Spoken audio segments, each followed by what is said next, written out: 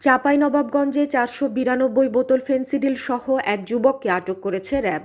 বুধবার রাতে জেলার শিবগঞ্জ উপজেলার ফটকপুর এলাকা থেকে তাকে আটক করা হয়। আটককৃত হাবিবুর রহমান রাজশাহী জেলার পবা থানার বায়াপালপাড়া এলাকার আব্দুল আলিমের ছেলে। আজ বৃহস্পতিবার সকালে চাঁপাইনবাবগঞ্জ র্যাব ক্যাম্পের পাঠানো এক প্রেস বিজ্ঞপ্তিতে তথ্য জানানো হয়েছে।